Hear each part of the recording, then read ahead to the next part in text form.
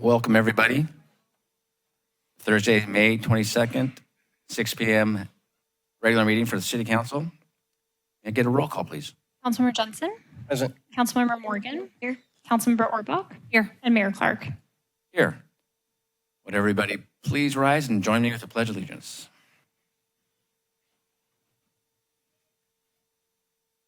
Allegiance to the flag of the United States of America and to the republic for which it stands, one nation, under God, indivisible, with liberty and justice for all.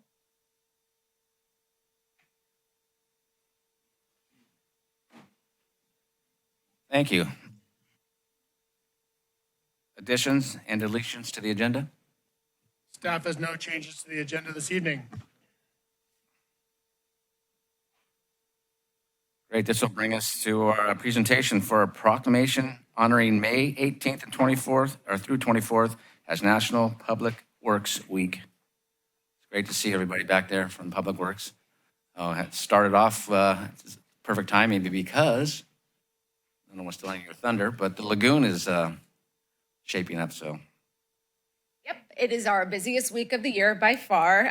This week, every week falls on our lagoon closure week, so we don't have a whole lot of time to celebrate, but we really appreciate the proclamation here this evening. This is our crew circa 2008, with some of our crew still in the back of the room today. And then the next slide we have here is our crew right before they'd gotten on in their waders and jumped into the lagoon yesterday afternoon. That's not everybody, but that was everybody who was in the lagoon yesterday. Next slide, please. So what does Public Works do? We maintain parks, roads, facilities. We plan and build long-term infrastructure, and we support all our great community events, of which we have many here in Capitola, and all our emergencies, of which we have many here in Capitola. Next slide, please. And we get a few good pictures of them. They're very dramatic and exciting, and they're dramatic and exciting times, and really a lot of times our crew is the first people in and some of the last people out. And so we are so thankful that we have such a committed and local crew here in Capitola. Next slide, please. And then we also get to have a whole lot of fun. We get to build our wharf and support that event. That's a community center patio there that is getting torn up right now. Our wristband that will be open later this year. And then our new playground, which should be open next year. Next slide, please. And so really just wanted to show our love and appreciation for you guys supporting us. Again, just some of our folks, but we are really privileged here to work in the city of Capitola. I am privileged to have such a great staff, and we really enjoy making this town the best it could be. So thank you so much for a proclamation. Some of our folks are here in the back this evening, and we just really wanted to celebrate Public Works this Public Works Week. Thank you. It's well-deserved. And just a couple of things about Public Works. Public Works professionals focus on the infrastructure, facilities, and services that are of vital importance to our community. These infrastructures, facilities, and services could not be provided without the dedication and efforts of the public work professionals. The year 2025 marks the 65th annual Public Works Week, sponsored by the American Public Works Association. I urge all citizens to join with representatives of the American Public Works Association and government agencies in activities and events and ceremonies designed to pay tribute to our public works employees. Thank you, everybody. It's great work. You guys do it year in and year out.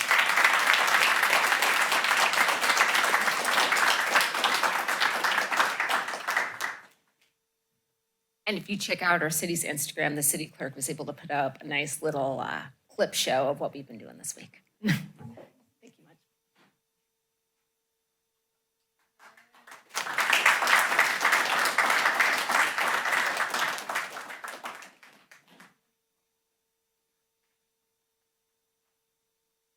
That brings us to more celebration coming, the presentation of Officer of the Year Award to Officer Armando Fierro.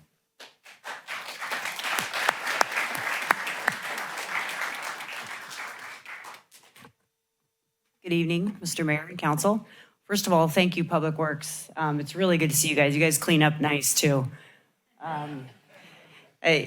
Working so closely with them over the last 2 decades. I mean, if we're up at 3 a.m. dealing with disaster, they're out there with us. So anyway, you guys are fantastic. So I'm here to present the Herb Ross Officer of the Year Award. And just to give a quick background, Sergeant Herb Ross retired with Capitola in 2002. He started in 1973. That was before I was born. If you didn't have the privilege of knowing Herb Ross, he was pretty dynamite. I mean, I did meet him and interacted with him, and he was very straightforward, straight to the point, and pretty hardcore. But he was a community member.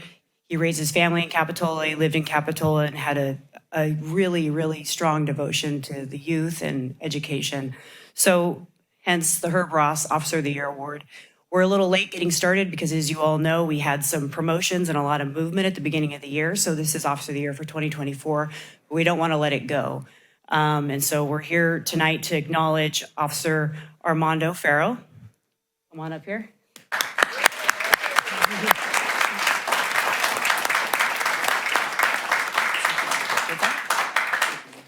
Okay, you're okay.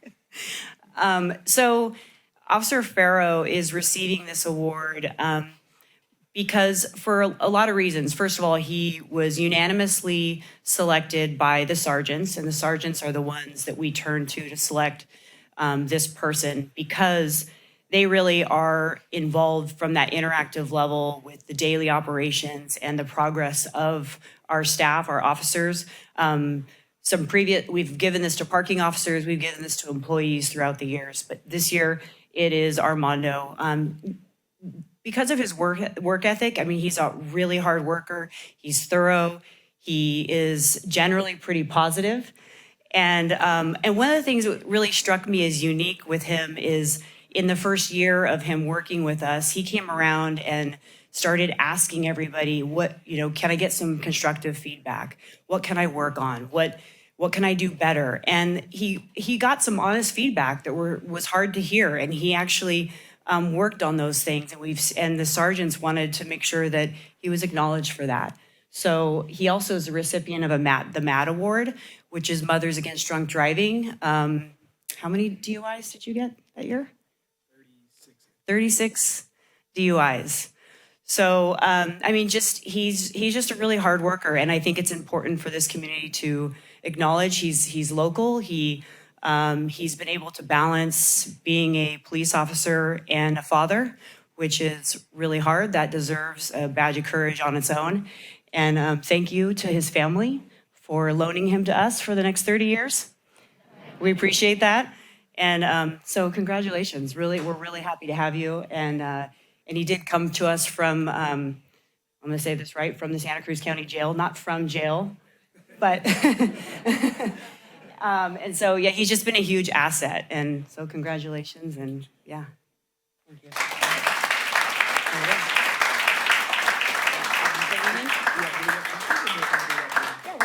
We'll take him outside. Mr. Mayor, Council, thank you. I apologize, I'm very nervous. When I'm nervous, I tend to speak really fast, so if I need to slow down, please let me know. I just want to come up here and say thank you to the city, along with everybody at our agency, the brass, admin, sergeants, my coworkers. This wouldn't be possible without my coworkers on the side of the road, whether they're helping me investigate or making sure that we all come home safe. Without them, I wouldn't be able to do it. We're there 2, 3 in the morning or 2 p.m. in the afternoon, so without them, we wouldn't be able to do it. To all the sergeants, admin back there, they all bring different tools and skills to the field, so we're lucky to have them and kind of gather the information and tools that we need from each of them to become our own individual success. To my family back here who has supported me my entire life, my son back there, without them, this wouldn't be possible. They're my backbone, so I just want to thank everybody and the city as well.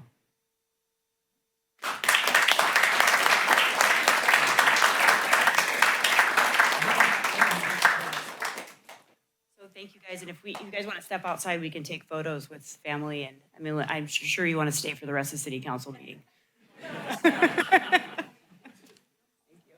Congratulations, Armando. Well worked, well done. Congratulations.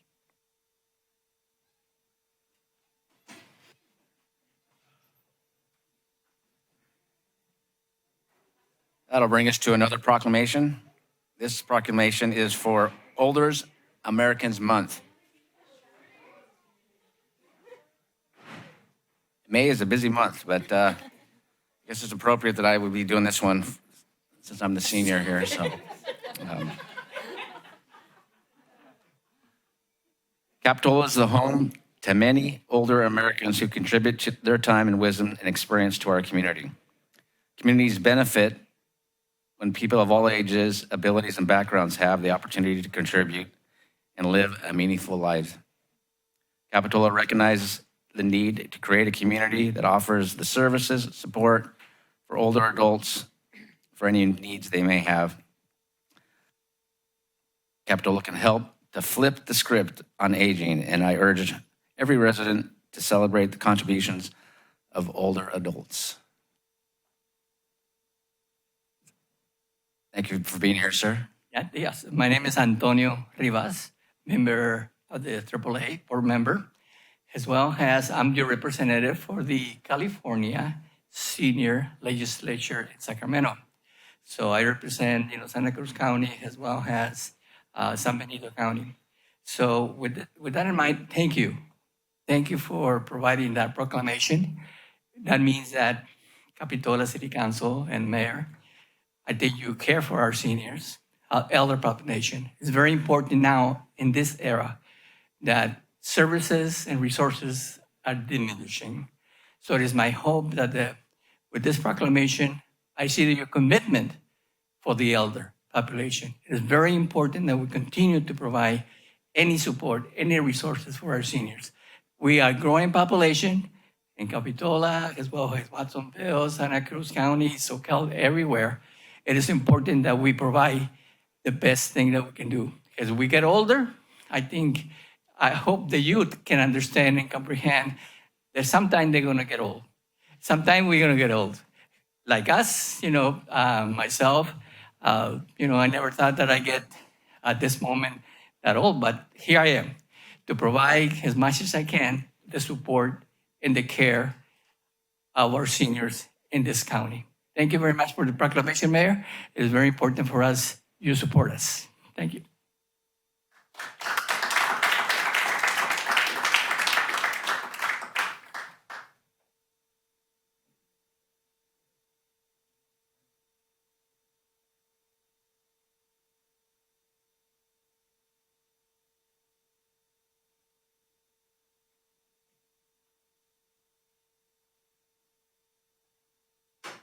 That'll bring us to item 4, additional materials. Staff received 4 emails relating to item 8A. All emails were made a part of the agenda packet for public review and were given to council before tonight's meeting. Thank you. Item 5, oral communications by members of the public. You will have up to 3 minutes to speak, and if you state your name, it will be recorded. Welcome.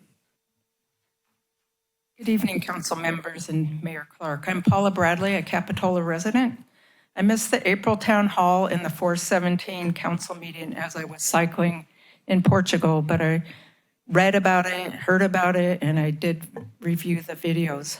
I attended the RTC meeting at New Brighton in March, and as I was trying to enter the building, I was asked if I was a resident and handed a blue dot. I asked, "Who are you? And what is the dot for?" No answer given. It was the concerned citizens of Capitola. To me, the blue dot represented divisiveness in a group of residents who felt entitled, us versus them. I disposed of the blue dot as it was not consistent with my values. The disrespectful behavior, threats, intimidation, and hostility expressed by this group is not a group I want to associate with. Preceding the RTC and the city town hall meetings, I witnessed unprecedented criticism and hostility toward council members, city staff, residents, and anyone who disagreed with their viewpoint. On Nextdoor, city council members and staff were vilified, primarily if they did not oppose the rail trail project. Often comments, statements, and accusations were unfounded or misguided. The Greenway Measure L debate was fueled by anti-rail vitriol. As stated many times, Measure L was vague and was a policy decision for the council to decide, which they finally did. Showing up at a public meeting with a lynch mob mentality and off with their heads to city council members, the city manager, public works director, city attorney, who did not bow to their viewpoint is shameful. Threatening and stalking council members and trying to get them fired from their paid jobs is shameful and wrong. With this level of hostility toward those who serve the public and are dedicated to their community, who is going to be willing to run for public office? Some kind of special interest group? The blue dot represents one of the worst days in Capitola history. It's the blue dot of shame. If you value treating others with respect and in democratic civil discourse to communicate your viewpoint instead of intimidation, threats, and hostility, lay your blue dot to rest. So I brought this. If anybody has one of those blue dots, you're welcome to dispose of it right here. Lay it to rest. Thank you very much. Thank you.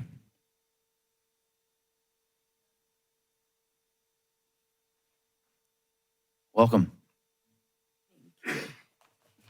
Can hardly turn on the news without hearing, get your shots, get your flu shots, your COVID shots.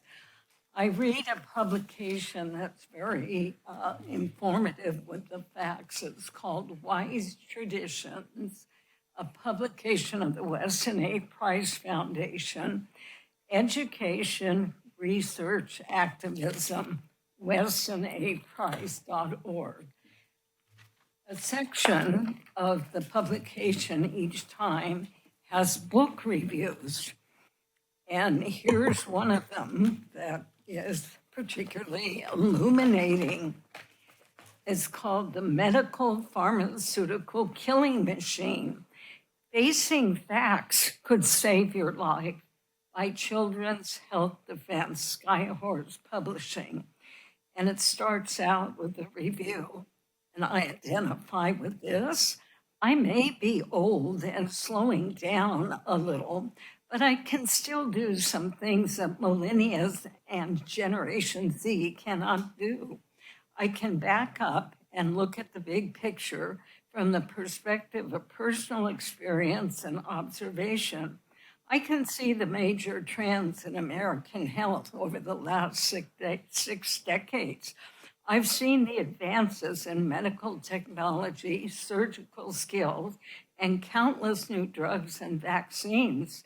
If this is all it is usually cracked up to be, one would think Americans would be the picture of health, routinely living over 100 years, able to see through walls and leap tall buildings. Okay, maybe not. Not only has there been no discernible improvement, the opposite is true, and dramatically so. As Eisenhower warned us about the military-industrial complex, Children's Health Defense warns us about the medical, pharmaceutical, industrial complex, showing that death by medicine is far more common in the US than many people realize. Let's race through just a few of the book's highlights. Jumping ahead here, anyway, I'll jump to the conclusion. It sounds like I'm suggesting a certain intentionality behind death by medicine, but it's a stretch to believe that any one of these things is an accident. All this and much more laid out in the book cannot be just examples of bungling and incompetence. The powerful medical industry has been weaponized against it. Thank you for your comments, ma'am. And I'll give you copies of this and anybody else who wants one. I made several. Thank you. Isn't that interesting?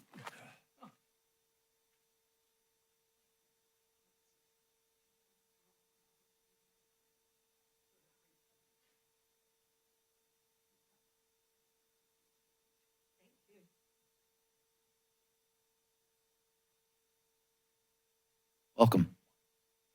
Didn't plan to speak tonight, but since there's been somebody speaking not saying such kind words about the concerned citizens of Capitola. I'm not here to represent them, but I do know a lot of them. They're very kind-hearted people who live in this community, live, work, play, have kids that attend schools here.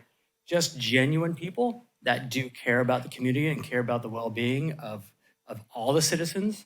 The blue dot wasn't a dot, it was a blue circle. And for those who do know, it was a spoof and a good joke. So I would encourage everybody, if you don't know about who the concerned citizens of Capitola are, reach out to someone, talk to them. They're very easy people to talk to and have genuine concerns about Capitola and are always looking to place Capitola at the forefront and looking out for the best for the city and the village. So anyway, I appreciate it. Thank you. Thank you. Welcome. Thank you very much. Good evening, Mayor and City Council. Just a quick comment tonight. The proclamations were really awesome. It's really nice to celebrate things. We've had such a year of drama. I'm on the Budget Advisory Committee, and we're having a lot of discussions about where things are going, and it's really eye-opening. And I'm looking at the strategic plan, and it's exciting that we're going to link the budget to that for 5 years. I am an advocate of housing. I like what we have in the strategic plan. One contradiction I have, and I'm just going to ask you to maybe help us look into it, is what's going on with the mobile home parks and seniors. So the proclamation tonight made me think to bring that up. If you could please maybe ask for some demographic data for that population of people who may be at risk for losing their homes or having to move. How many are low income? How many are seniors? Because it kind of contradicts what we're trying to do with growth and development for those populations. Thank you. Thank you.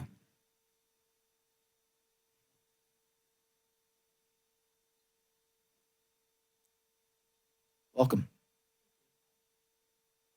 My name is Cheryl Ban, and I went to all these meetings also, and I was always treated with respect, talking about the RTC and at the school up here. So I just want to thank everybody for putting all their efforts into all sides that have been being talked about. But that's not why I came up here, actually. My concerns have to do with our first responders, with our police, with people that show up to disasters, basically. And I believe there's some things coming up tonight in the meeting, but I'm concerned about our community. And I don't think people are aware in California and our community that there are proposed multi-battery storage sites being proposed right in our neighborhoods. There's one at Minto Lake going through the process right now. There's others being proposed at Aptos High and Dominican Hospital. These are right in our neighborhoods. They haven't been tested. We can see, just remember what happened January 17th. Remember the skies down at Moss Landing. And the firefighters and the police, they didn't have the tools necessary to take care of our community. Our soils, there was soil testing done by private people paying their own money to find out what's going on. San Jose State University had a study that showed the toxic chemicals. There was cobalt, manganese, there's another one I can't remember. And there's a website called neveragainmosslanding.org. Lots of information, way clearer than I'd be able to talk about tonight. But we need education for our public to understand the risks, the dangers to people, children, the animals, our soil, our farmers right now. People aren't even shopping at the farmers because they feel things are contaminated. Our economy, the real estate can be at risk. There's lawsuits happening. This toxicity is just unbelievable and unknown. So we need to know what's being tested, when it's being tested, who's paying for it. You know, I went to a supervisor's meeting. Nobody wanted to pay for it to find out. We need the particulates. We need to know how big. I know I'm talking fast. I don't want to lose all this time here. But anyway, we also need safe shelters set up. We need to have the coordination for our health people to know what to do, what to recognize when people come in with headaches, nosebleeds, chest. that it could be from the toxicity from chemicals we don't even know the effects on, especially when they come together. But really, we need to support our firefighters who have they had the training? Do they have their hazmat suits? Do they have all the equipment to protect them as they go into these places? We're told, oh, you can put water on them, but water can escalate these batteries. There's so many details that are unknown. Let's support our first responders, really support them. Never again, mosslanding.org. Never again should we see our skies light up with that orange and be told, just go inside, it'll be all right. It's safe. Oh, we checked it, but what did they check? Did we ever ask? Do we know what our local firefighters are trained in right now? There's home fires that also happen. How do they handle those? How do we handle them? How's the public? We don't know anything about this. We need a lot of learning and education. So anyway, I'm just bringing this forward as a community, and I'm working on it. I'm learning a lot, and I've got a lot to learn, and so do we all. Thank you. Thank you.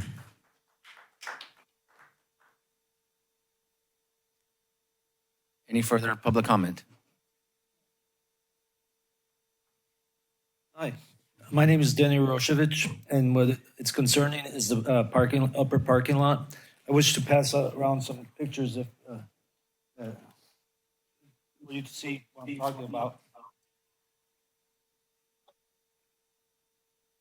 In the upper parking lot, you cannot put a full-size vehicle in parking stalls. I've had my mirrors broken several times, and if you see the one picture with the van, there's only made about less than a foot from each side, and from it's on the lines almost. So, California standards is 8 feet 5 inches from inside to inside, and 18 feet long. Those don't even come close to matching it. I talked to the person up in planning. They told me, well, it's 7 feet 4 inches. I got California parking thing right here with the standards. That's one thing. Two, I understand that it's going to be ticketless meters where people won't be able to get receipts when they pay for parking. That's a form of discrimination because not everyone could use a cell phone. I know a lot of people that don't even have a smartphone. They have an old flip phone. And plus, you can't use cash in all of them. And if you look at some of the pictures, you'll see even smaller vehicles that are in tight spaces up there. You need to redo those, remove some of those spaces and widen them so full-size vehicles could go in. You see what that ambulance is like, how close it is to both cars. And both cars are parked in the parking stalls. And even being in the middle, there's tight.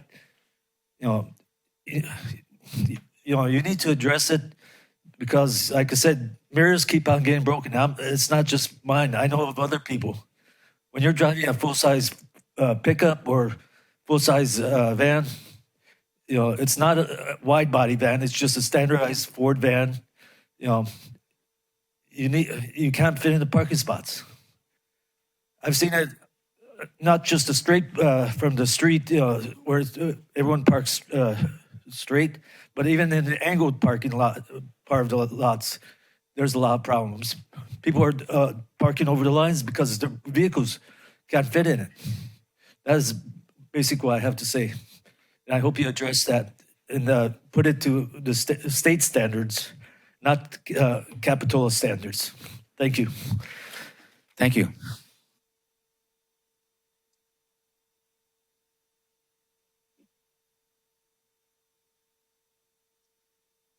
See no further comment. We'll bring it to staff comments. I did want to take a moment to just a shout out for our WRF survey. I think we're getting close to 850 responses. It's still open till the end of the month. And I think the goal may be to hit 1,000. So if anyone hasn't done the WRF survey, please take a minute to do so. You can find it on our website or tell your friends to fill it out.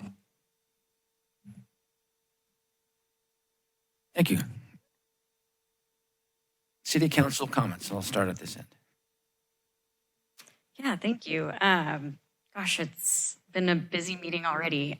So I just want to give my gratitude to our Public Works team. I've been watching, and for whatever reason, watching Matt in the dozer push sand around is like one of my favorite pastimes. So I just encourage everybody to go check it out, even for like an hour. It's pretty remarkable, and that the fact that they do this all in a week is awesome. And congratulations to Officer Farrow as well.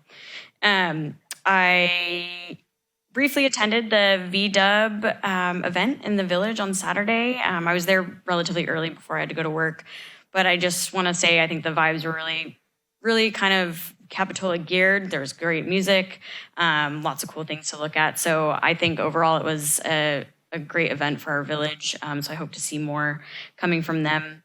On Tuesday evening, I sit on the Finance Advisory Committee. We met, so it's been a very busy month for all committees. So we met for the second time to sort of go over some budgetary, not sort of, but to go over some budgetary items. Director Khan was able to present. So I just wanted to note for the public that we do have 7 active public works projects happening right now up through the fiscal year of 26, which all pretty much have funding, whether that's from grants, local measures, things like that.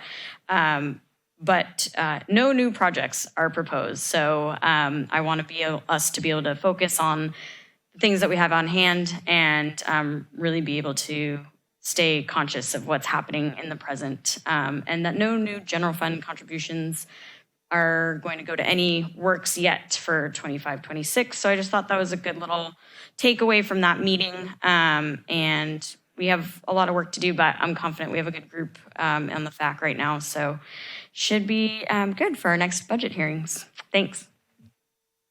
Thank you. Councilmember Warbach. Thank you. Also want to extend my congratulations to all the public works staff. Thank you for all that you do in keeping our city safe and thriving. And congratulations to Officer Farrow. So I attended the Queer Youth Leadership Awards at Soquel High School. I think it's important that we continue to support organizations and systems that promote inclusion, empower youth leadership, and create safe and welcoming spaces for all people to live, play, and thrive. How we treat the most vulnerable and marginalized groups in our society is a direct reflection of who we are as a community. I'll always fight for a vision of our world that is kind, inclusive, equitable, and safe, where people have opportunities and have the freedom to show up as their true, authentic selves. I also attended the Metro meeting on May 16th and have a few updates. The first segment of Highway 1 Bus on Shoulder project was recently completed, with the second segment expected to be completed end of 2026. That'll provide 5 miles of an operational corridor. Although the red plane is visible, Metro will not begin service until both segments are complete. There's still efforts to finalize the concept of operations, develop operator training protocols, and collaborate on a public information campaign to manage expectations on signage and usage timelines. The permanent hydrogen fueling station design has started and will take approximately 5 months, with construction expected to commence in the fall. It's expected to be operational in the first half of 2026 to support the hydrogen bus fleet. And that's all my comments. Thank you. Councilman Jensen. Thank you. Just one follow-up. Was there, Councilmember Orbach, was there any more further discussion about, I was reading an article today about the new proposed way of looking at transportation. Was there any follow-up from that, from the meeting? I was reading about alternative ways of busing. No? Not from that meeting. Okay, it was an interesting article. Thank you. So let's see, the first thing, a lot of, like Councilmember Morgan said, a lot of interesting things going on this month. One thing, I attended the community meeting with the wharf up at New Brighton Middle School. I would like to say what a great job Fuse did, and also Courtney Christensen. Her outreach has been incredible in trying to get to that 1,000 survey. It's, I think, a personal goal for her. So I saw her at the car show. I see her walking around everywhere. She was out up at the Food Truck Friday event. Speaking of Food Truck Friday event, I attended last Friday. Probably the best food truck event I've been to since the city started them. I thought it was very well attended by staff, and it was great to see so many people out there. I also reached out and talked to Terrence Concannon, who is the Visit Santa Cruz, from Visit Santa Cruz, and I talked to him about the different things that his service provides to the county. Our city, through a pass-through of a tax, through TOT tax, we give a pass-through about $270,000 to them. And so I was really wanting to focus on what Capitola gets for those sorts of dollars and stuff. And so I was wondering if a request to staff, if we can maybe agendize or have a place for him to come and give a presentation. I think he came 2 years ago, approximately, when he just came on. I've also asked him to reach out to the BI and the chamber to give a presentation on what he does, and how he could, I guess very much focused on what more they can do for Capitola to drive tourism and have people come here. So if that could be a request in the future, if we could reach out to him, that'd be great. We can do that for sure. Thank you. The other thing, I really wanted to reach out and understand, I think it's important for our city to understand the interaction between ourselves and other government agencies and things like that. And so I reached out to Scott Turnbull, who's the school district superintendent for Soquel Elementary School. Went over, had a meeting with him to talk about the amazing programs that they're running in our city, and the interaction between the city and the school district, and how the collaboration is going. He is very complimentary about the relationship between the two.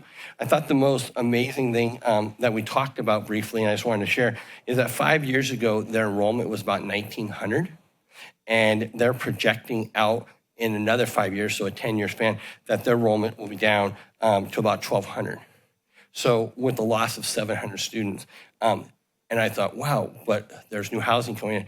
And he then, it was a downer because he said they've already included the project on 38th that doesn't have funding yet, the Bluff project, the Thurber Soquel project, and also the projected project of 41st and Soquel. And so they've already incorporated those projected numbers into that loss. So it's just something to be focused on when we talk about housing and we talk about retaining families and stuff like that. I just thought it was really concerning with enrollment dropping, and we have these wonderful housing projects coming, that we're still on this downward trend, and look forward to seeing what the future looks like and how that can trend different. My last request is, there's been a lot of a public comment was made tonight, which I appreciate, but a lot of conversation been going on about the Castle mobile home states, and what does July 1st look like to them. And it's just very concerning to me. I mean, Capitola has a rich history in supporting mobile home parks, going back into the 80s of buying mobile home parks, working with assistance. We have rent control. Last meeting we approved, arbitration, stuff like that. And so I would really like to see if we could, I guess on maybe an urgency request that on June 12th, that could we bring back an overview maybe from staff on what, maybe an update on what is going on with that park from, I know there's talked about there's easement issues, but I also think there's some issues back from our end of things, looking at, and maybe just an overview. We have some loan programs that we have on some of those units and stuff like that. And I think just an overview, those are our community. They are low-income housing. We have pride in our community of supporting them. Not that it is our property and really our issue. I know it's between them and RTC, but they are our citizens. And so I was wondering if we could, if staff could work with our legal department to kind of give an overview to the community. And then, as a council, we can let them know that we are supportive of what, or if there's anything we can do to support them as in this challenging time that they're going to be going through, coming up very quickly as you read in the papers. And I get a lot of phone calls from those people that are very concerned. They really want to reach out to see what assistance everybody or anybody, the community and stuff, can provide for them through this challenging time.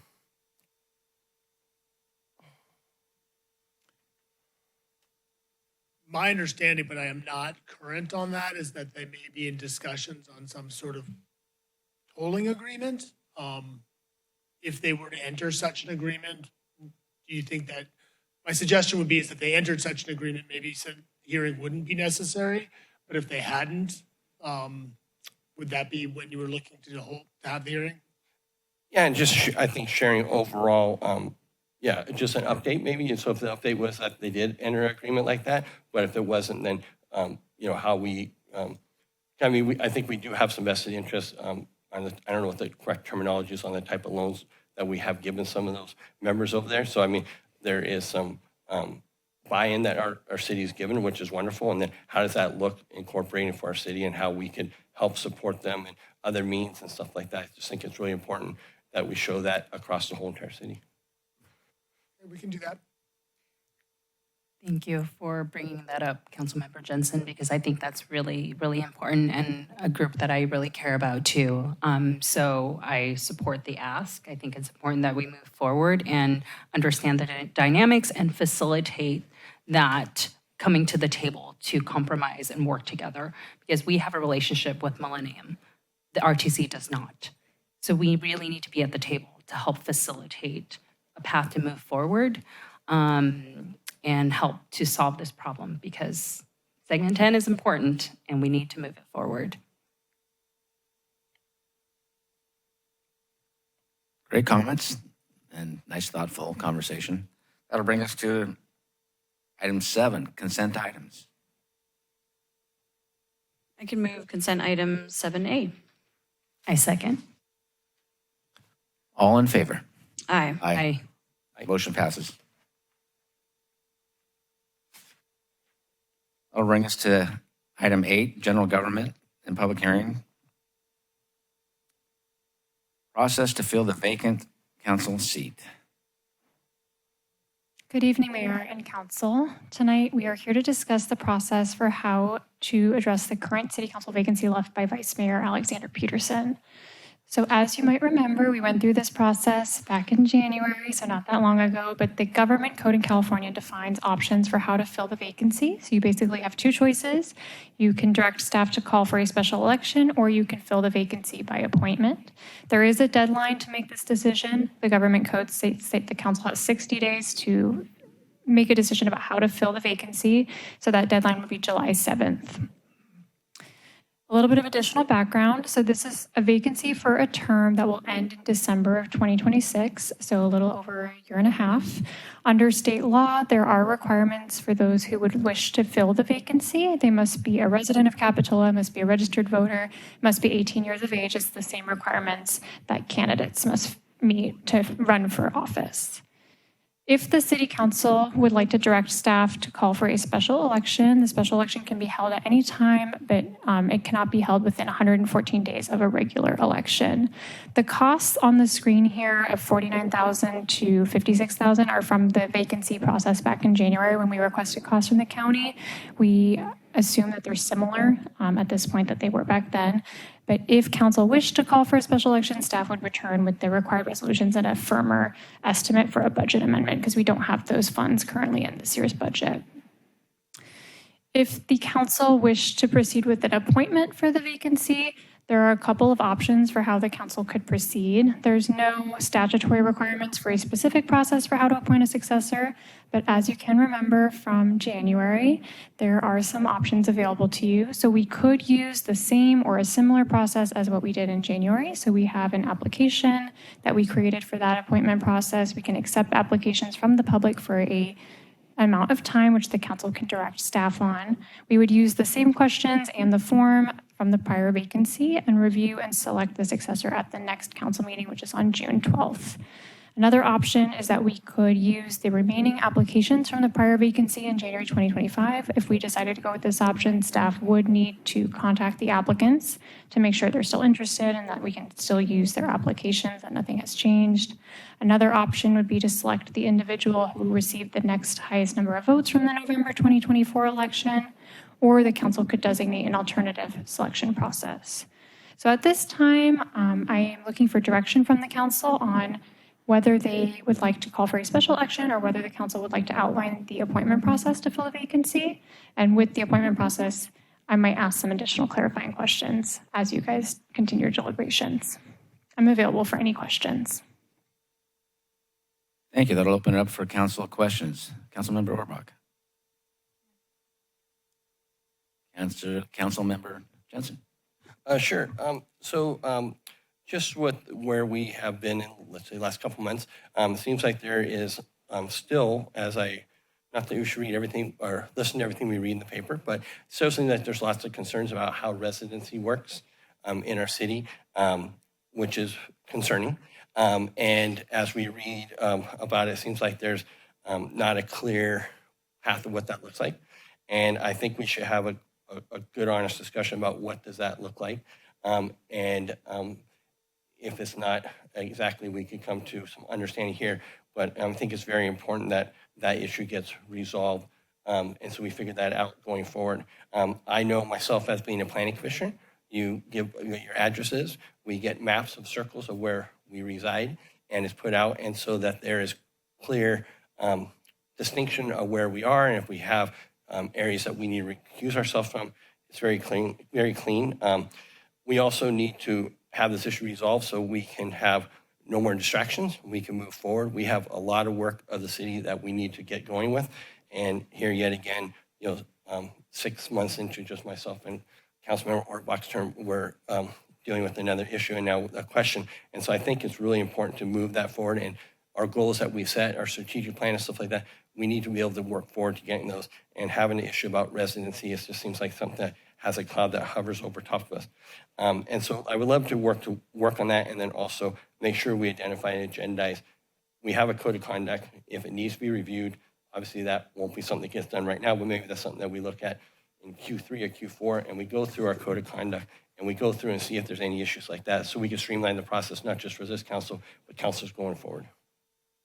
Those are what my kind of questions and comments are before we go out to the public comment, and then I have additional questions after that. So was there a question that you wanted addressed right now about how residency is defined? Correct, because it seems like there's lots of confusion around that. I can answer that for you. It's defined in the election code. It's section 349, and I'll read it to you. It's not that long. Residence for voting purposes means a person's domicile. The domicile of a person is that place in which his or her habitation is fixed, wherein the person has the intention of remaining, and to which, whenever he or she is absent, the person has the intention of returning. At any given time, a person may only have one domicile. The residence of a person is that place in which the person's habitation is fixed for some period of time, but wherein he or she does not have the intention of remaining. At a given time, a person may have more than one residence. So courts have interpreted this provision to look at different factors in determining one's domicile, including where that person files taxes, where that person is registered, the address at which the person files taxes, the address at which the person is registered to vote, may have a car registered. There are various factors that courts look at to determine domicile, but that's the definition that the court uses. Perfect. And the Attorney General usually uses this definition in ruling on what we discussed briefly, quo warranto actions, which is determining whether a member is qualified to serve on the council. Have we done any surveying or anything at other cities to look at there? I know, like, just for example, the city of Santa Cruz, it seems like theirs gets a lot more defined, and it gets very clear on an outline of what residency means. I guess what I'm looking for is, and I appreciate you reciting that, it puts the community on a treadmill, and it goes around and around and around, and we can say, go to the district attorney, go to, city can go there, the city could go to, to the state, they could go to FPPC. This just gets down to the basics. I mean, I think for 75 years, the city of Capitola hasn't had to deal with this, and I don't know if this is, with new housing area popping up and people relocating and moving, stuff like that. I was just trying to make sure that we can streamline ourselves, and so our goals going forward aren't used up on this. And so if there's a way to clarify that to an intent, and maybe if we just come back and look at what other cities, if they're better clarifying language or something like that. I know you can't go around state law, but what you just read, it seems like there's lots of different opportunities or have different perceptions of what that means. And that's just all I'm trying to get to, because there's been a lot of energy going into this issue. I understand it. State laws are not always as clear as we would like them to be, and this is an example of that. I agree with you that it would be challenging for the city to implement rules that are more stringent than the state law. If we just look at other cities, how they've highlighted or maybe helped clarify the issue, other than so somebody's very clear on what the intent of the law is, because like I said, I think the city of Santa Cruz might be a good starting point to look at, and I just think it's good to identify that, and we need to move forward. So thank you. Sure. No questions, thank you. No questions. I have no questions at this point. Thank you. That'll bring us to public comment.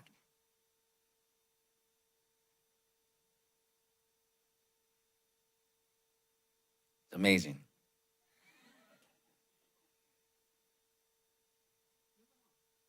Okay. Now we come back to council deliberation. I'll start at this end. It does seem odd that I was sitting in there in January while this was all happening. So I am in favor of using the same appointment process that was used for myself and others in January. The application, I think, could stay the same. I know we are, well, I'll look at the attorney before I say this with affirmity. That we can verify people's voter status and address status based on what they give us. I'll look to the clerk, because I assume we do that whenever anyone submits papers. Yeah, and so typically during the election process, as you all have experienced up here, before you submit or before you pull your nomination papers, so there's a period of time when candidates kind of declare their intention to run for council. They file an FPPC form, they list their address on the form. We ask, is this the address you're registered to vote at? Before you can pull your nomination papers, so the actual document that you need to be placed on the ballot, we verify that the candidate is a registered voter by contacting the county. We make sure that the address is in the city of Capitola, that all is kosher and checks out. And then we give you the nomination papers and you start the process to become a candidate. So with the application process, we do the same thing. We verify that the residential address listed on the application is within the city limits. We check that their voter registration address checks out and is correct through the county clerk's office. And then before this item will come back to you, we'll verify that all applicants are eligible to meet the terms of office. I'm sorry, I just have one thought. When you do the voters registration, when they give an address, do you verify like PG&E bill or that address is? No.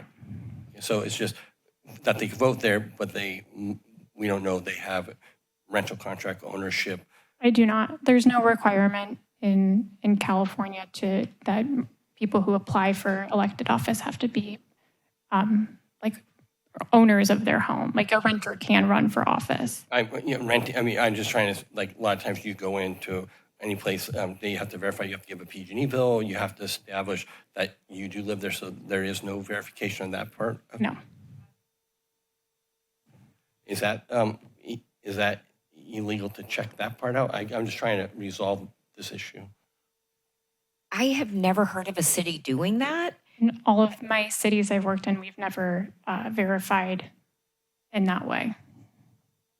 And we're 75 years and not having to verify it in the past. So I'm just trying to, can we ask for a PG? I don't know that there's any reason we can't do that. I'm not sure that city clerk would have the resources to do that. I don't know. It would depend on the number of candidates we receive. I don't know. I don't know. I've never been asked that question. I'm not being It's cagey. not I just don't typically quite know the answer. the process during election cycles or during appointed cycles. Thank you.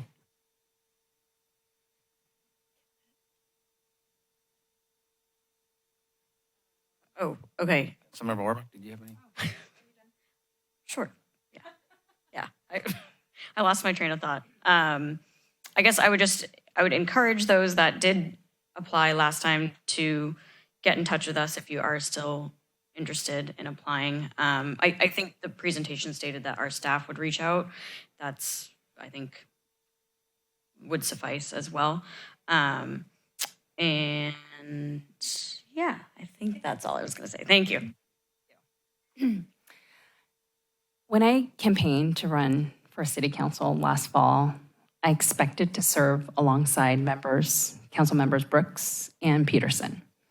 Now, both of them are gone, which is very disappointing to me.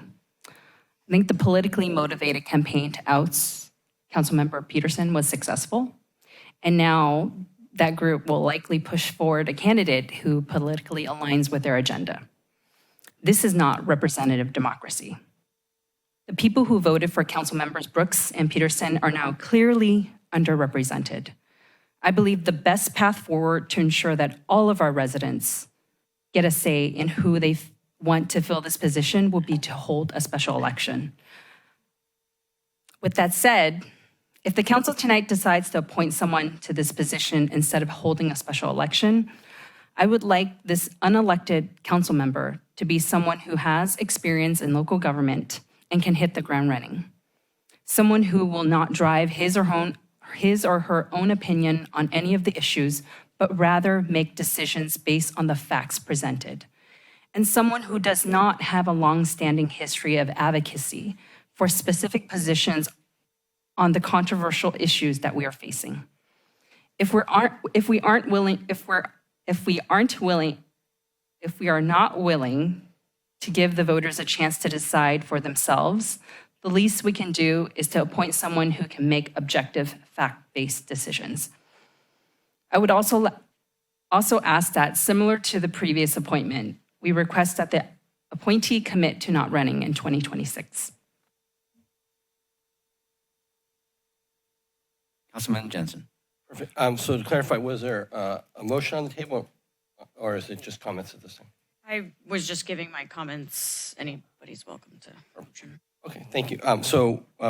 With hearing that, I would like to move forward with the motion. I think we should have the same exact process that we had the last time when we had a vacancy, which was, I think, laid out as option number one. I would request that it's an open process and that the applicants that have previously applied, we reach out to those applicants, but also at the same time, any new applicants. I know time is of a constraint, and so maybe proposing that the application process will be open maybe starting May 27th and then closing on June 3rd. I would also like to go through the same process and highlight that we did rank choice voting last time, and that'll be the same process going forward this time. Also, I know, if I recall correctly, we were not able to make a requirement that the candidate doesn't run in the next election, but I think it was a pledge that was given. Also, I think the pledge that Councilmember Morgan made at that time was not to run for 26, so it wouldn't give any leverage up. So it's an open, fair election when it comes time in 26. And then the only thing I would like to add to that is that there be a requirement to show some proof of residency of where the candidate lives at the time that they fill in their submission of their paperwork. And that could just be totally a lease. I mean, it doesn't have to be, I don't think they'd be a public document, but just verification to the city clerk that of some sort of documentation, phone, PG&E, car registry, whatever, just so we can avoid that. So that was my motion, and that's where I would like to work from. Before someone seconds the motion, I'd like to give my input. I agree we should not have a special election. The costs and the timing. We just went through the process. It worked out well. We had some great candidates. So hopefully a lot of them will want to come back. I'd like to see the people that have already gone through it all just affirm that they'd like to do it again instead of having to do all the paperwork. But then again, I hope we can get some new people too that throw their name into the hat and want to try to make this a better place. As far as the residency thing go, I don't even think we'd have a hard time doing it because you don't even have to have a driver's license or any proof when you register to vote. But I think good just to double check to make sure people are vested in our city and they're going to be here for a long time to come. With that being said, we'll be looking for a second.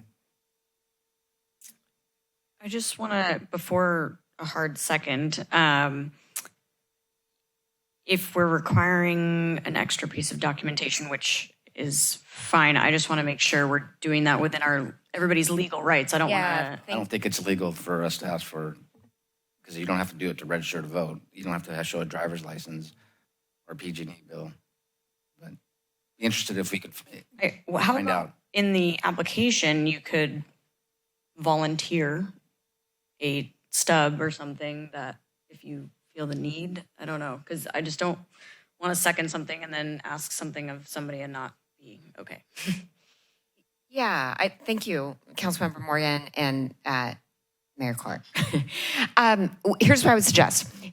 You could second the motion, and the motion could be staff will take your direction, and then with the caveat that I do not think that there is an issue with us asking for verification, but I certainly don't want the council to direct staff to undertake a process that has an element that is unconstitutional. I would like to check that. I'm sorry, I don't know offhand. So perhaps council could make the motion with the caveat that if that portion is unlawful, we will take that out and we will let you know. All right, but otherwise going forward, assuming the motion that Councilmember Jensen made passes, going forward, we will use the process that Councilmember Jensen articulated. Does that work? That friendly Friendly amendment. amendment, Councilmember Jensen? Absolutely. Very good, thank you. Then my second stands. Can I get a roll call, please? Before I roll call, I just want to clarify the motion. So the motion is to use the same application process as the previous vacancy. Staff will reach out to previous applicants to let them know and will inquire if they'd like to use their past application. I did want to just request clarification on the timeline. So that's May 27th through June 30th. Is that correct? And whenever work for staff, I just know, I think there was a hard end date, and I just looked at with the holiday weekend coming in, so. Sure. I just want to clarify, if council is accepting applications through June 30th, we won't make an appointment until the end of June 3rd. June 3rd. Okay, Right. that's not what yeah, gotcha. Thank you for asking. No problem. That's perfect. And then the motion as it stands is to use ranked choice voting. Is that correct? Okay. And with that, I'll do the roll call. So that was Councilmember Jensen. Just before, you have the requirement that we talked about for the verification. So it'll be in the motion, and then if there's an issue, you'll pull that part out of the. Correct. Yep. Councilmember Jensen. Yes, aye. Councilmember Morgan. Aye. Councilmember Urbach. Aye. And Mayor Clark. Aye. Motion passes.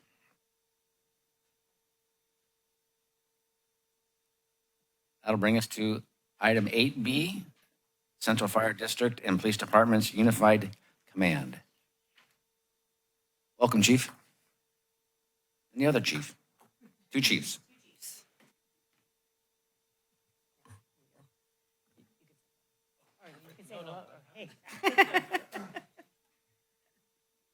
We're co-chiefing. All right, good evening again. I promised our distinguished guests that I would do the presenting because I appreciate them being here this evening, and that they are available for questions. And so if you don't already know the infamous Jason Nee, who's the fire chief with Central Fire, fantastic man. I've worked with him my entire career. So, and then Amanda Gillings, who is here with us from the office. I always have to write it down. It's the longest title ever. We call them OR3, but Santa Cruz Office of Response, Recovery, and Resilience, in that order. So thank you, Amanda, for being here. We've worked together. We've had a lot of emergencies that we've had the opportunity to get to know each other quite well. And then hopefully remotely, we have Patsy Gasca, who is from Red Cross.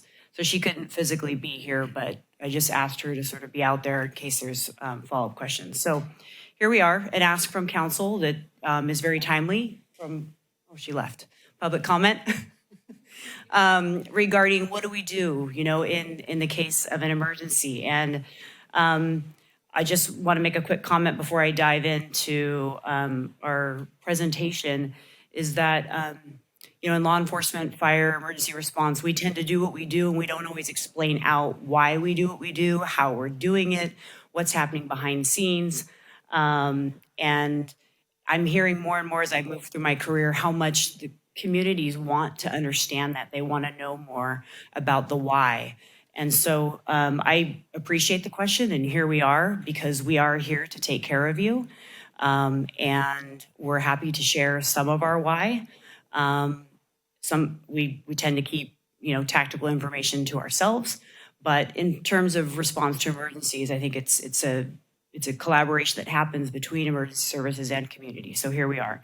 I'm going to go into sort of the background, our understanding of why we're here now, and talk about just an high level view of our key partner agencies. Don't switch the slide yet, please, Julia. And our collaborative framework and some of the joint training that we do so that there's more of an understanding of how well we actually know each other. And the concept of unified command, which, you know, your average citizen may not understand what that means when we go into this unified command mode and our communication, and then the public outreach and engagement that happens for each end of it, whether we're notifying about emergency or in recovery mode. So some of the background, clearly we've had an increase in emergency incidents in the last few years that have improved our relationships. Our need for coordination and multi-agency response. We are small, and so we do depend on our partners to assist with us. And of course, our goals, you know, protecting lives, that's first and foremost. Property and is secondary really to lives. And then to improve the recovery outcomes to get the community back on their feet as soon as possible. Next slide, please. Okay, so our key partners that immediately when we have an incident that happens, a flood, a fire, anything where we need to come together in a unified command model, we lean on Central Fire, obviously the Capitola Police Department. American Red Cross, will reach out to them at some point if we need their assistance with standing up shelters and things like that. And then Santa Cruz OR3, they're extremely useful for us when we go into standing up an emergency operations center, especially if the emergency is happening boots on the ground here in this area. And then the Sheriff's Department, we're obviously surrounded by unincorporated and we depend on our partners in the event something happens. Next slide, please.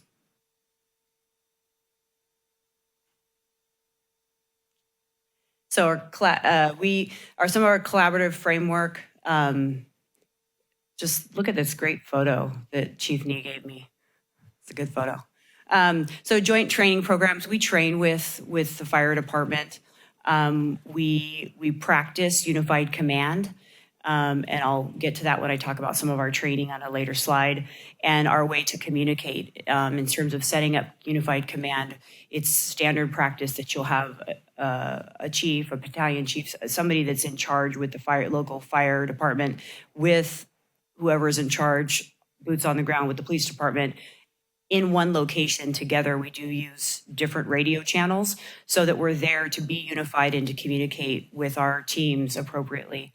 And we collaborate in that unified command model. We practice it annually, multiple times. An example of that would be like the wharf to wharf. We respond to that as a unified command. We also do that, set that up for the Art and Wine Festival, where we have a lot of people in one small location at a time. And then community outreach and preparedness. We collaborate a lot through OR3. They really assist us with our community outreach as well. And then resource alignment. You know, resources can flow up and down the county when we've had floods. There was a time where we were stable and Pajaro was suffering. And so resources can flow up and down depending on what the other needs of the county are. Next slide, please. So some joint training. We have annual scenario-based training. We all participate in active shooter training that is held at various locations. It's overall organized by the sheriff's office, and then we all send people there for the actual training day, and then also just to build out the training so that all of our vested needs are a part of the training. It's multi-agency. We do multi-agency participation. We focus a lot on our coordination, our roles, and communication protocols. This muscle memory is really important because when we get stressed, some of that can go out the window. So we practice, practice, practice. Next slide, please. So unified command and communication, some examples of that. The EOC, which stands for the Emergency Operations Center, Cruz Aware, which we encourage people to access that. Gen Z's, which was formerly known as Zone Haven, that was used a lot during the fires and the flood in 2023. OR3, Integrated Command Operations, and Red Cross. They will tap in and coordinate with shelter and any other support services if we get to that level where we need their assistance. Public outreach. So community education and preparedness, I believe that that's part of why we're here tonight, is to really push that forward and begin that discussion. I have no doubt you'll have questions and some asks that'll come back to us, and we welcome, oh, it's okay. And we welcome that. Oh, no problem. Can't remember who's that.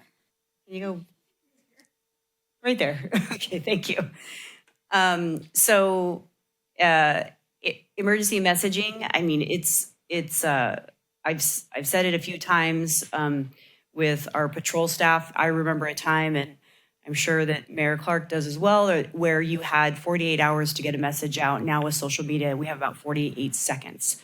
We had an incident the other day where, I was at the incident and getting phone calls by the press immediately, almost before I could even notify the city manager. So it's pretty incredible how quickly information travels.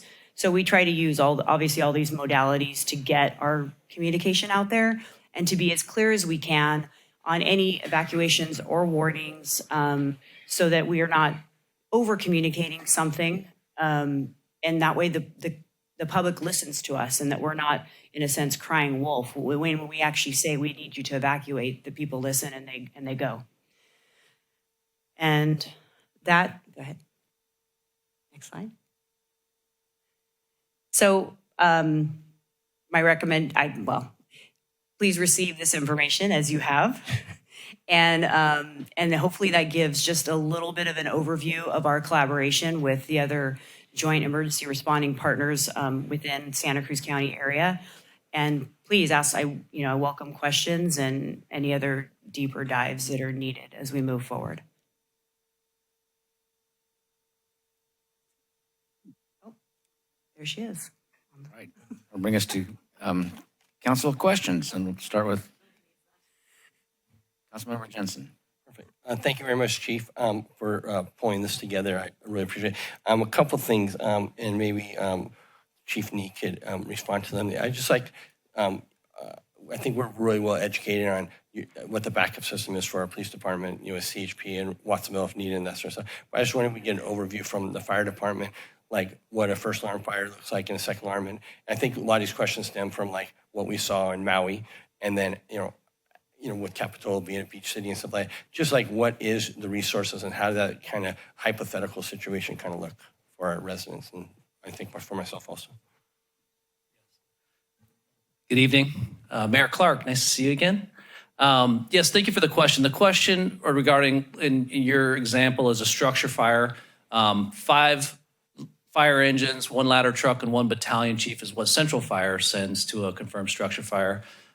For example, Christmas morning down here in the Esplanade, that's what the initial response was. Central Fire is the only agency in Santa Cruz County that can supply their own people to a first alarm structure fire. Everybody else, all the other organizations throughout the county, don't have that number of resources available. So if there was a fire in Capitola, for example, you get the Capitola station, the Soquel station, the Aptos station, the Live Oak station, and the Thurber Lane station, the battalion chief out of the Aptos station. So we get about 20 people there, probably in about under 7 or 8 minutes for a confirmed structure fire. Then additionally, on top of the initial response, there's a second alarm and then a third alarm. And that's really the biggest you can get in this county just because of the number of resources available. And a second alarm is essentially a matching number of resources. You have probably 40 to 50 people show up at that point. And then the third alarm is the largest. Essentially, it's a duplicate of the initial structure fire alarm. Did that answer your question, sir? Yeah, it did. So like a first alarm would take all the resources that Central has, and then a second alarm is, sorry, maybe I missed that part. Yeah, no, great point.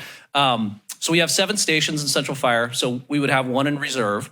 And then after that, you'd get the City of Santa Cruz, Scotts Valley Fire, City of Watsonville, perhaps a CAL Fire, depending on the location of where it is.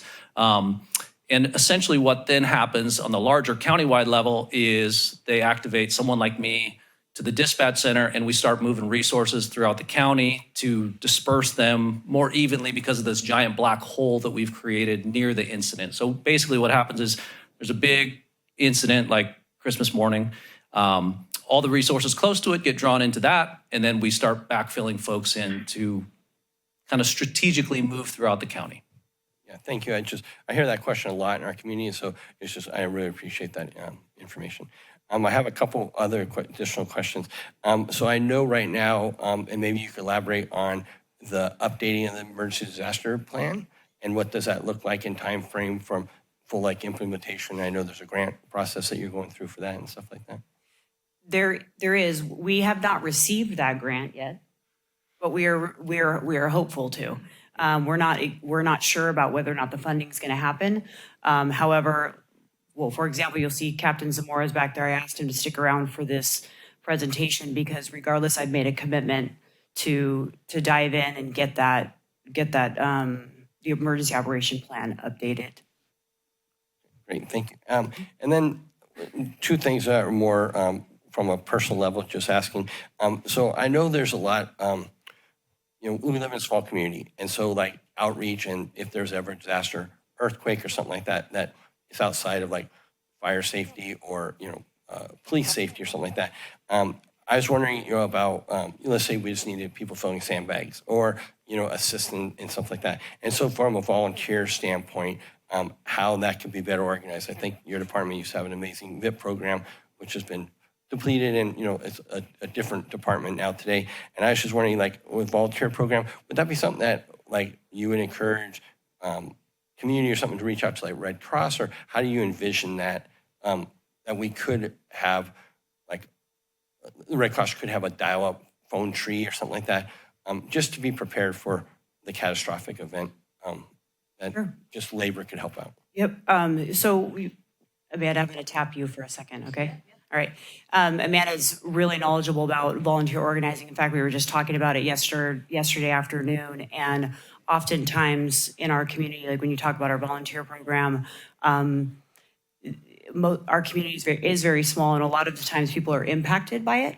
And we have all of our emergency personnel is in the field and not able to organize volunteers who are typically impacted by it as well. So this is when we lean on our partners and encourage people to get involved at the broader scale, because we will tap into OR3 and Red Cross to assist us when these disasters happen. So Amanda, if you don't just mind talking about volunteers. Amanda Gollings, Office of Response, Recovery, and Resilience. I'm an emergency services analyst, and thank you for your question, Councilmember Jensen. So a couple of answers. We do have a countywide VOAD, which is an acronym for Volunteer Organizations Assisting During Disaster.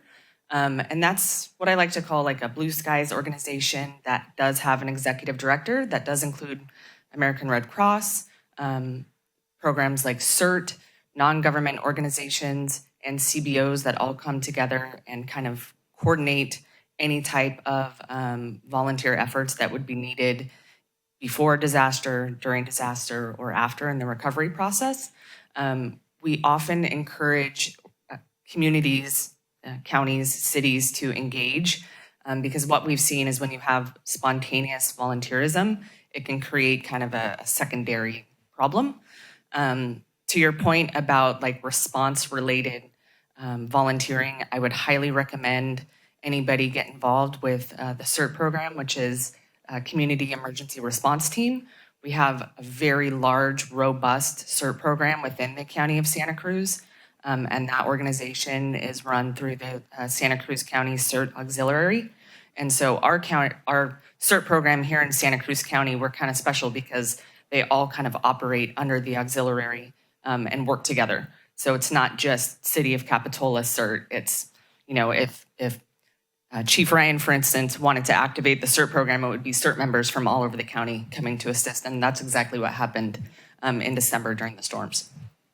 And you can share some of that information with the city offices or something like that? Yep. I would be happy to share that information with Chief Ryan, and she can come and report out, or you can invite me back and I can provide you some information.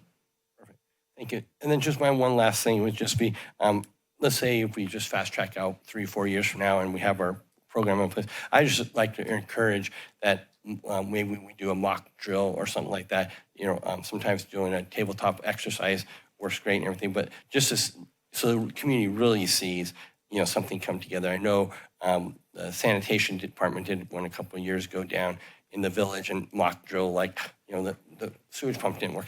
But I would like to see that, like, in an ultimate goal is one day to see that, and however that works into a schedule, or if that ever comes to fruition, it'd be great. So thank you again for everybody attendance, and the overview was great. Thank you. Thank you. Councilmember Orbach? Are we just asking questions? I actually don't have any questions. Thank you. Okay. Councilmember Morgan? This may be a stupid question, but so when there is an emergency that all agencies or both of our agencies would respond to, how do you guys communicate? Because you're not on the same radio, right? Right. So we have a regional 911 dispatch. Okay. And so the dispatch will correct. Yeah, they will tie us together. And then, I mean, we have been known to jump on an immediate text thread and phone calls. I mean, it's pretty immediate, but it all is initiated by the regional 911. Got it. And then if we can, so if and when we upgrade our radio system, would that tie in to? That's about fire, or without is getting, I'm not a complete, without getting too in the weeds with the radio thing. Yeah, sorry. But it's about transmission. Got it. We all have issues with our radios working in different areas, especially as we travel up and down the coastline. So that's really to improve the infrastructure. Correct, Chief Nee, would you agree with that? Okay, so that's really what that's about. It's not about us jumping on the same channel. Fire has a lot of crazy tones on their channel. but it's not about that. That's why we have unified command, where you actually have supervisors come together, you know, standing at a patrol car, standing at an engine, and communicating out to law and to fire on one unified direction. Great. Yeah, that was my question. Thank you. Got a few questions. I like this stuff. I bet you do. Stuff. First of all, the message boards. I know we've used them and they've worked out quite well.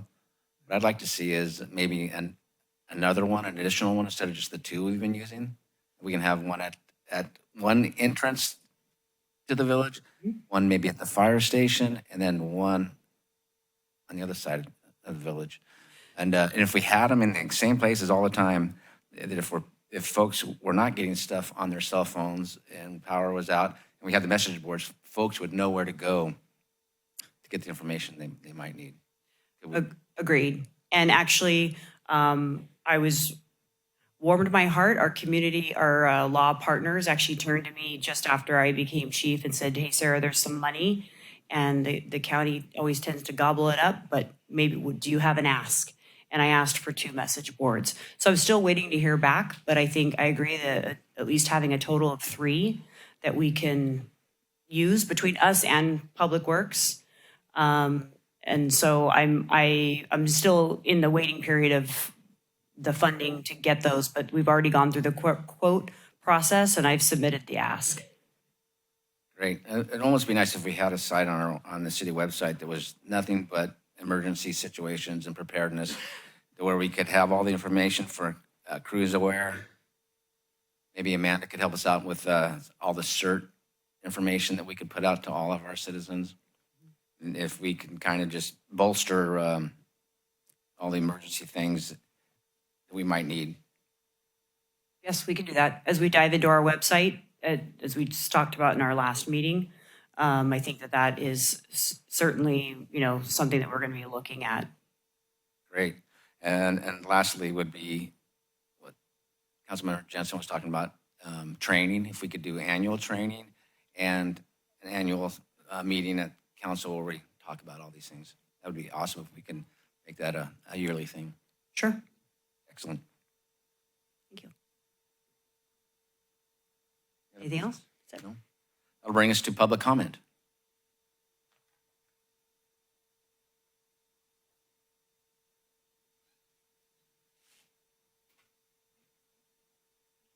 Seeing no public comment? Oh, here she comes. Welcome. Thank you. Welcome. I'm reminded of a book called Living Downstream, an ecologist looks at cancer in the environment. And it's from a parable where this community living downstream gets really excellent at rescuing people like you, saving them from disaster, pulling them out of the river. And Dr. Sandra Steingraber, the author of the book, said, no one goes upstream to see who's pushing them in. And her book is a journey upstream. I translate that to mean, what are the corporate causes of these disasters? You just heard one addressed earlier tonight about the Moss Landing fire and these lithium battery sites that are proposed. And here's a flyer, a poster I'll give to anyone here. Never again. Stop the 3 lithium-ion battery storage facilities proposed for our county. One near where I live, Aptos High, 190 Minto Road, Watsonville, one near Dominican Hospital.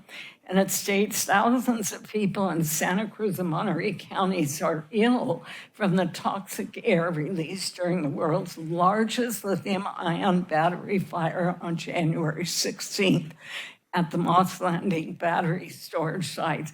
Oh, and PG&E plans to start up their section of the Moss Landing site next month. If you have burning eyes, metallic taste, sore throat, burning tongue, cough, nausea, rash, difficulty breathing, headaches, exhaustion, and more, you may have been poisoned by the fire. The emphasis needs to be on halting these known toxic, fire-prone sites before they're ever approved. Then you don't have to have so many sickened people and disasters. That's one source.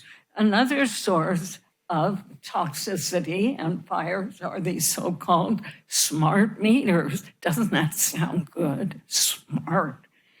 Here, smart meters cost you money, risking your health, privacy, and safety.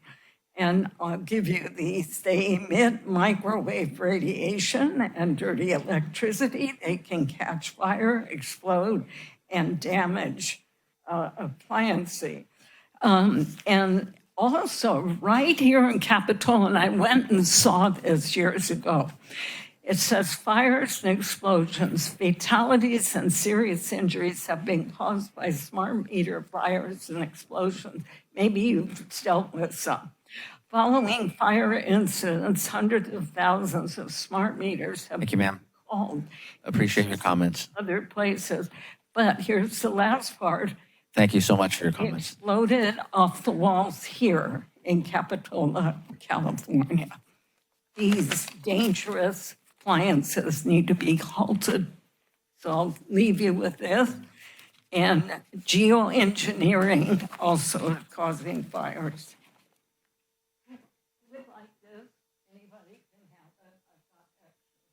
That'll bring us back to council deliberation. Would you like this for your police station? Sure, I'll jump in and just extend my gratitude to our PD and fire, along with OR3. I've seen them actively participate in some community outreach awareness. I think it was like when we were evacuating the village anyways. I think it was for our tsunami threat. So I appreciate the collaboration of all the joint committees and yeah, anybody that wants to volunteer or further outreach for that, I think would be great. And yeah, keep up the good work. Thanks. I also want to extend my gratitude to you, Chief, as well as the PD and Central Fire and OR3 and the Red Cross. I think this type of regional approach to emergency preparedness and response is exactly the collaborative framework we need to tackle some of our most difficult issues. I'd love to see more of this type of collaboration to address some of our other issues like housing and transportation and infrastructure and climate change. I think we have to really think outside of our Capitola silo because all of those issues affect us. All of the housing that's being built in Santa Cruz will affect us because there will be more people and we'll need to fix some of these transportation issues. So I'd love to see more collaboration moving forward. Thanks. Again, thank you for the presentation, Chief. Really appreciate the overview. I think it was great for the community as we had these last couple of years of disaster. So thank you for that. Would really love to hear more information about organizing, through the program through OR3. So if you could bring that back even before the request of the mayor, like just some informational packet would be great. And just again, thank you for what you and our fire department does to protect the city and their citizens, and then how the mutual aid part works is I think it's just so critical and with a small city with our resources. And I know you back and fill them just as they back and fill us. And so highlight of that was just a little incident that you had the other day. You see CHP, you see everybody, Sheriff's Fire, immediately how everybody comes together. And that's just about great leadership from all levels. And so thank you again. Yes, thank you, Chief. Thank you, Capitola PD, and the Central Fire, and the county, OR3. It's about time we got around to doing this a little bit more often, and I'm grateful that we're moving forward. It's been received, but better than that, it's been well received. So we'll leave it at that. Staff have anything to add? With that being said and done, bring us to adjournment. Everybody stay safe, take care of each other. See you next week.